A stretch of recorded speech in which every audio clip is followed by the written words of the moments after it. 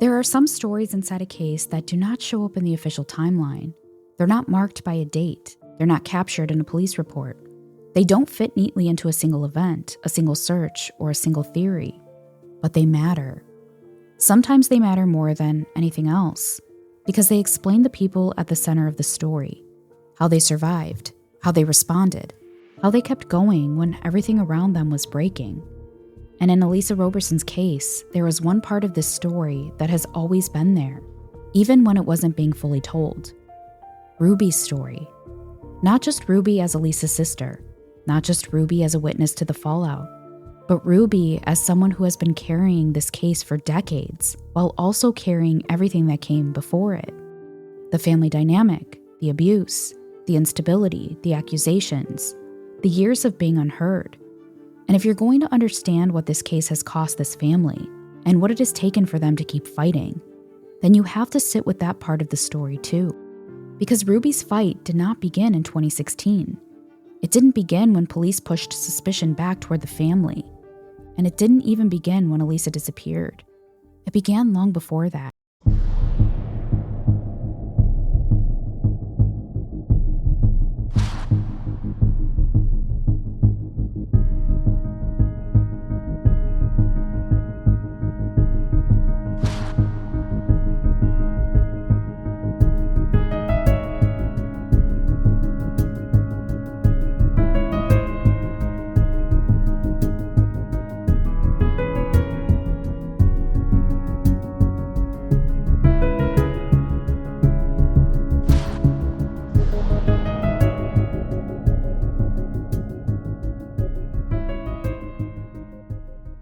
When people hear about a case like Elisa's, they often begin with the disappearance, the last day, the last walk, the last confirmed sighting. And of course, all that matters. But for the people who lived inside this story, life did not begin with the case. There was a before. A whole life that existed before everything became divided into before Elisa disappeared and after. And that before was not simple. It was not clean. It was not the kind of stable family picture that people often imagine when they first step into a missing person story from the outside. There was love there, yes. There were memories, there were bonds, and there was also struggle. There was instability, and there were things happening inside that home and around that family that shaped how every single person would later experience Elisa's disappearance. That is why this episode matters. Because if the earlier episodes are what happened to Elisa, this episode is about what was happening to the people who were left behind.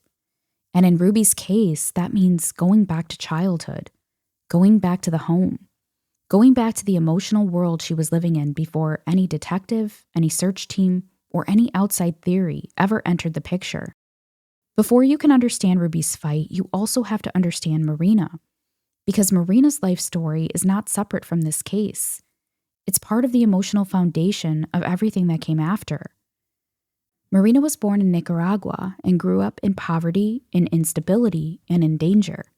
In her own words, she talks about growing up in a place where safety was never guaranteed, where jobs barely paid enough to survive, and where as a young girl, she often felt she had to run for her life and protect herself constantly. She says she did not want Elisa to grow up in that kind of environment, and that one of the things driving her was the desire to get her daughter somewhere safer. That matters, because by the time Marina came to the United States, she was not arriving as someone with comfort and security already behind her. She was arriving as a very young woman, with a child, with limited English, in a completely different country, trying to survive. And those pressures do not disappear just because the geography changes. They follow you. They shape what choices feel possible. They shape what dangers you think you can escape and what dangers you think you can endure. Marina talks about meeting Eugene, about him adopting Elisa, and about coming to Texas with hope and excitement, but also about how quickly life became much harder after that. I was born in San Isidro, Rio Siquia, Nicaragua. We lived there. My father was a farmer and my mother was a homemaker. She stayed at home watching the children and doing all the housework, and we help her. At the age, I have 10, we were 10 siblings all together.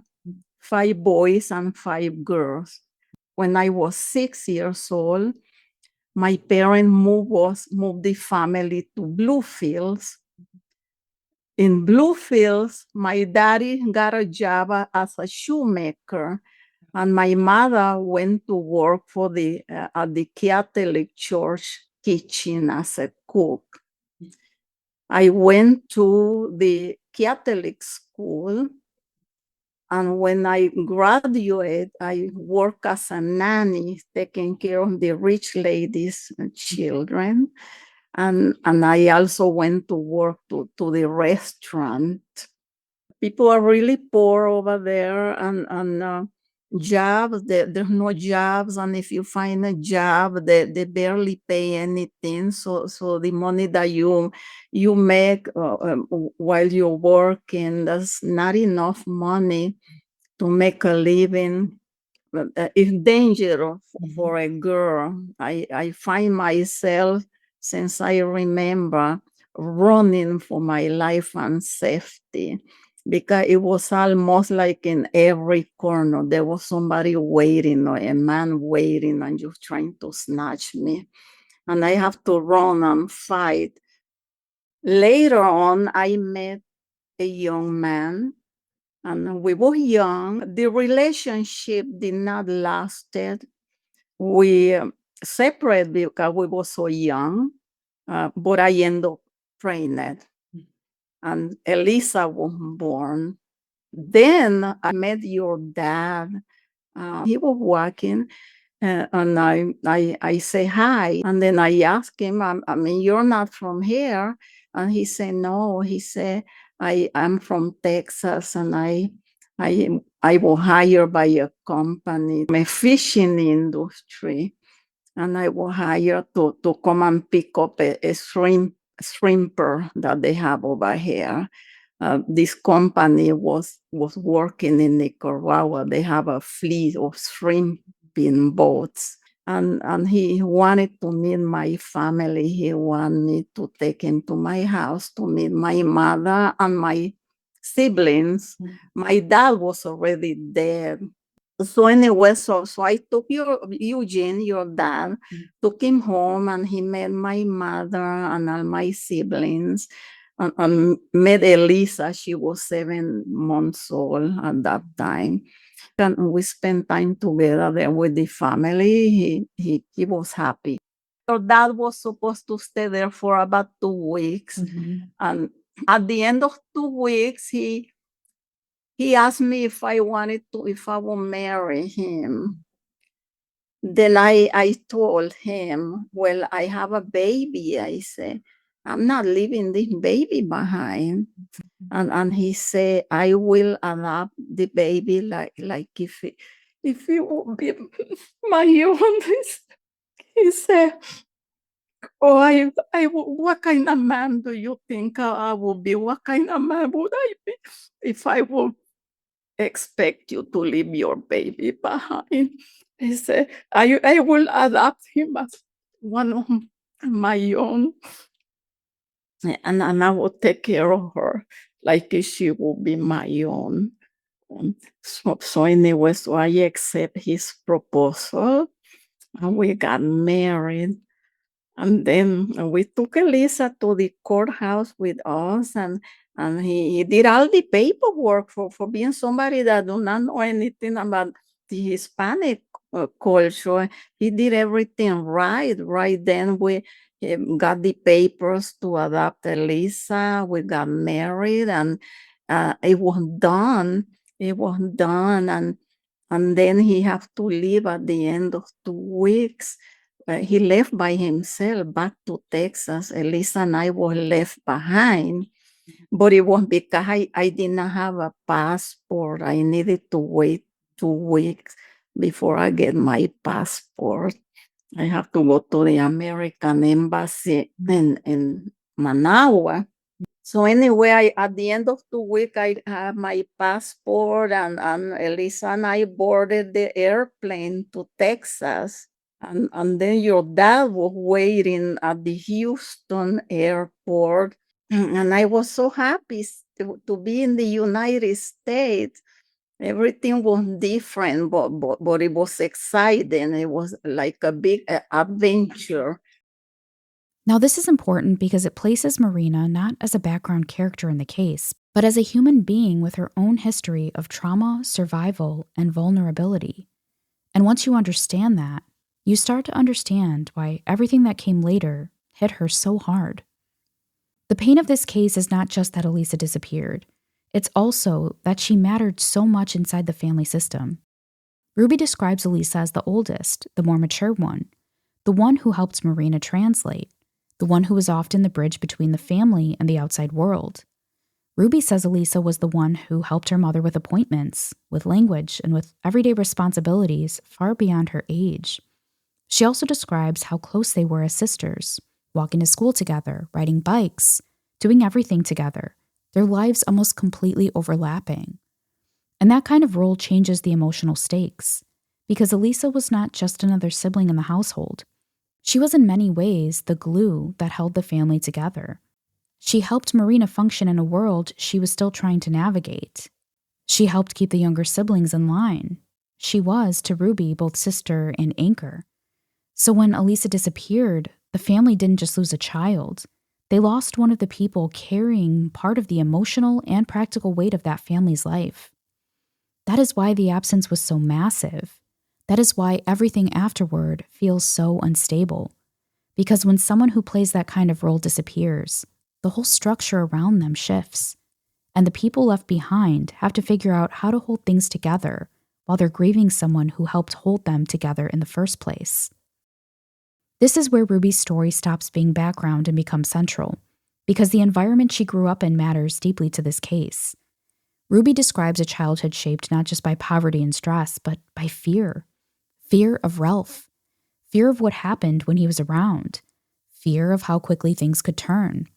Ruby describes Ralph as someone who came into the picture after her parents separated, and she says that while he may have appeared different at first, the version of him she remembers is violent, cruel, and psychologically abusive. She says he would come and go, often disappearing for stretches of time, and then returning. And every time he came back, it felt like life inside the house was about to become miserable again. Ruby explains that he was physically abusive to Marina and abusive to the children too. She describes him as someone who seemed to enjoy fear and control, someone who was cruel in the way he punished them, including making them kneel for hours on rice and terrorizing them psychologically. She says Tony, in particular, got some of the worst of it because of his disabilities, and that when Marina tried to intervene, Ralph would turn on Marina, too. This is not a minor detail in this case. This is context. Because when later theories begin circling around Ralph, or when Marina keeps insisting that she believed Ralph took Elisa, those beliefs are not coming out of nowhere. They're coming from years of lived fear, years of violence, years of witnessing what he was capable of and what he threatened. Ruby talks about that home environment in stark, painful detail. There was a lot of fighting and a lot of, him beating her. We saw a lot of beatings. Tony was always the one, running to the police if my mom was hurt and he couldn't get to the phone. He would jump out the window and run to the police station. And lucky we lived close to the police station, so the police were always coming to our house when my mom was being beat. He broke my mom's arm. He choked her, he beat her. I mean, you name it. We saw so much stuff as little children. And then Marina comes in and confirms that from a completely different angle. Marina explains that Ralph had been following her long before he made his move toward her. She says he later told her he had been keeping an eye on her since the time Eugene first brought her to Aransas Pass. She also says he broke her arm while she was pregnant with Alex and threatened to break the other one if she ever told anyone what had happened. She talks about the fear of being killed, of having her babies hurt, and of living inside total control. This was abuse, intimidation. This was a woman trapped in a relationship where every consequence for speaking could feel fatal. Marina explains it in language that is plain and devastating. I knew Ralph since I was living at the Mr. Green's duplex. Later, he told me that he had been following me since your dad brought me to Aransas Pass. He said, I've been keeping an eye on you, Ugh, he said. gross. And he followed me in the car. He saw me getting a bag of groceries and with Elisa holding her hand. And he said, I have been following you since then. He said, but he said, but your husband was here, he said. And then when he find out that Eugene, I didn't know that he went to prison, then he make his move. He broke my arm when I was pregnant with Alex. I was 4 months pregnant, and he broke my arm. Then took me to the hospital, and he told me that if I ever say anything about it, that he was going to break my other arm. So people say sometimes, well, Marina, there was an officer over there at the hospital. He was standing there, and he probably suspected something, but I could not say a thing. I could not say nothing because I would have ended up with another broken. Well, that's what he say. And then I have the babies, Yoal, and I, oh my gosh, and he threatened me. He threatened me with hurting my babies, and he threatened me with breaking my other arm. One of the most painful things in Ruby's interviews is hearing how later investigators seem to misunderstand the family dynamic entirely. Ruby says that during questioning, investigators kept trying to get her to say that Marina had abused them. She says they asked over and over if Marina had beaten them, if Marina had hit Elisa, if there had been a fight. And Ruby says she kept trying to explain that while the family had a hard life and discipline was different in the 1980s, the person who was truly inflicting harm in the household was Ralph. That is a huge part of Ruby's fight. Not just grief, not just advocacy, but the experience of trying to tell the truth about what her family lived through and not being heard correctly. It's one thing to survive abuse. It's another thing entirely to later sit in front of investigators and realize that they're trying to force your story into a shape that doesn't match what happened. Ruby describes that feeling with a lot of pain. She says they were asking her the same questions over and over again in different ways, trying to get her to say something that wasn't true, that Marina was the abusive one. And she says she kept telling them no, that the abuse, the real fear, the real danger came from Ralph. A couple of years after Elisa disappeared, he started coming around in the town, and my mom started seeing him, and that's when she freaked out and said she needs to get out of that town. We need to get far away because she was afraid he was going to do something to one of her other kids. And so that's when we finally left Texas to Idaho. After Elisa disappeared, grief entered the home, but it didn't erase the other dangers surrounding them. Marina says that after Elisa went missing, she was terrified Ralph was still out there and that the rest of her children could be taken too. She describes feeling like she had to keep the family gathered like a mother hen protecting her chicks, because any of them could be snatched next. That fear became so overwhelming that when help finally came from a bishop and his wife in Idaho, she took the children and ran, leaving almost everything behind. That's a level of fear that we need to talk about, because it shows that the disappearance didn't just create grief. It intensified survival mode. It intensified the belief that the family was still in danger. And when people later judge Marina's behavior or Ruby's intensity or the family's desperation, this is part of what they're missing. Marina wasn't just grieving. She believed she was trying to save the rest of her children too. Another thing Ruby speaks about in a way that is incredibly moving is how Marina was perceived after Elisa disappeared. Ruby says Marina got a lot of attention, but not always the kind of attention a grieving mother needed. She talks about how people may have looked at Marina as irrational or crazy, but that until you were in that situation, you cannot know how you would respond. Ruby describes Marina as beside herself, desperate for information, adamant that investigators needed to look at Ralph, and unable to simply sit quietly while her child was missing. That perspective matters, because it gives you an interpretation of Marina's urgency, not instability, not suspicion, grief, panic, terror. And anyone who has ever watched a family trying to get answers from institutions that won't communicate clearly will recognize that dynamic immediately. Ruby reflects on that. Right, wrong, or indifferent, you're never thinking rationally when I don't even want to be in a situation where when it's your child, the way I see it, when it's a child, that's a whole other level of I can't even imagine. It was Elisa, it was my sister, and the pain is so deep. But I think if it were my child, that's a whole other layer that you have to deal with as a parent. And I think the worst pain is losing a child. And so my mom just wasn't, she just was so distraught and so panicked that I think at the time she wasn't using her best judgment. I think she was just lashing out, and she was just trying to get them to listen and to pay attention and say, it was Ralph. So she probably, from the outside looking in, people were probably thinking but thank God that Linda Thompson said she knew that my mom was a grieving mother, and that everything that she was experiencing, you can't predict how you would act. I'd go crazy. I'd go crazy if it had been my child. I'd be angry. I'd be acting irrational, and I'd be doing everything to be heard and to be listened to. And my mom's, she got a lot of attention, and it probably wasn't always the best of attention but at the time, I can only fathom being in that predicament, being so distraught, not knowing what to do, and so panicked that she probably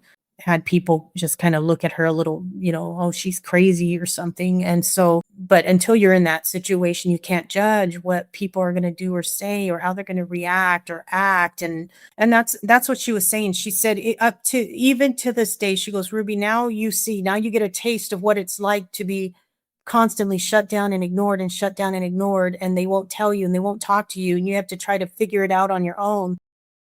Now, Ruby makes it very clear and states that she understands that Marina didn't handle everything perfectly, but by insisting that people see her in a certain context, as a grieving mother, as a frightened woman, as someone who believed she knew where danger was and couldn't get anyone to listen. Now, Richard can provide additional context here because he helps structure what Ruby and Marina are telling us emotionally. He says that not only Marina, but the children too, were made to fear Ralph. He describes him as controlling, violent, and insulting toward women, and he says the threats he made should never have been taken lightly. He also references documentation of prior police calls and the fact that Marina took those threats very seriously.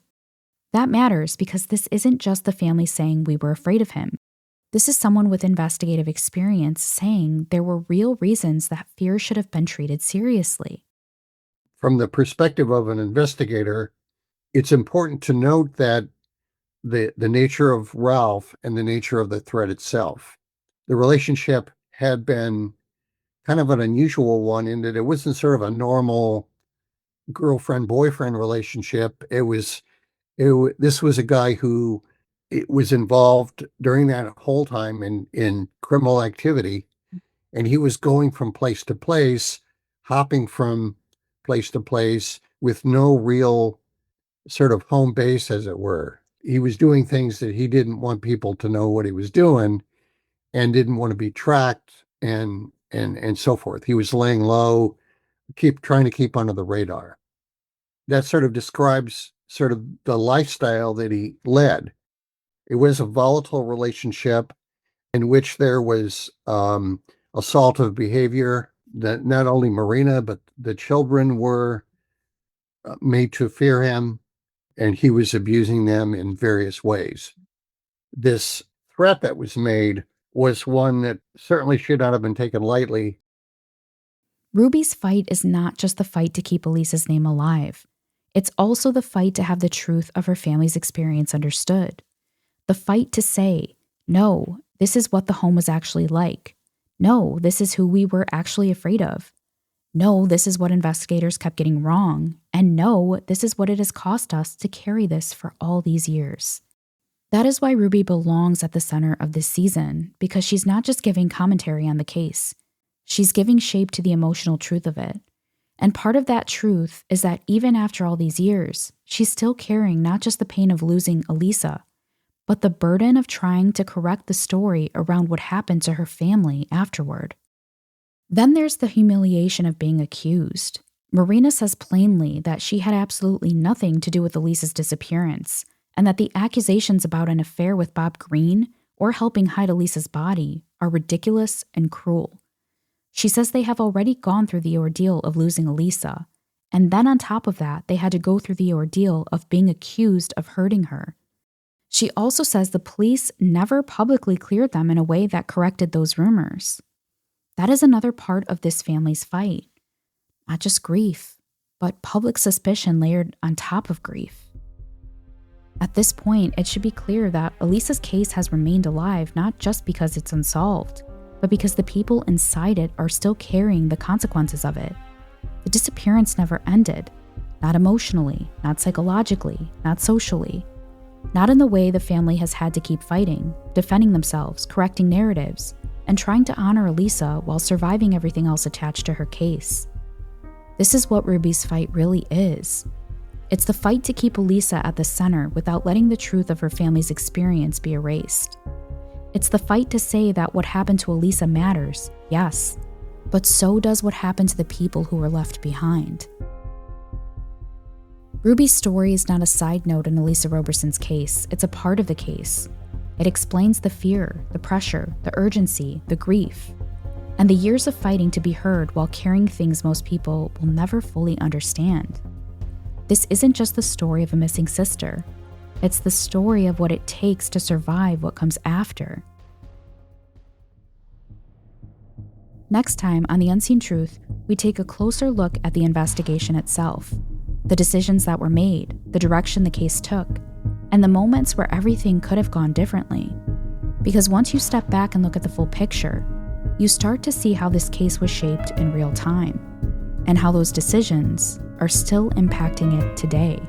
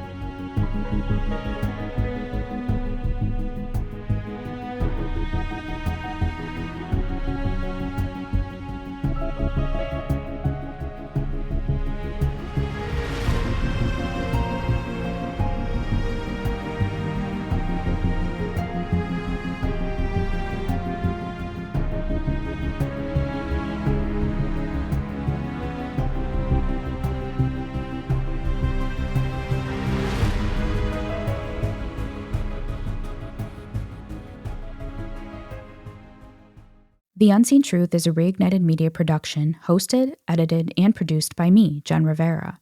A special thank you to Reignited Media's own Sam Cole and Rose George for their support in scheduling and conducting the interviews that made this season possible.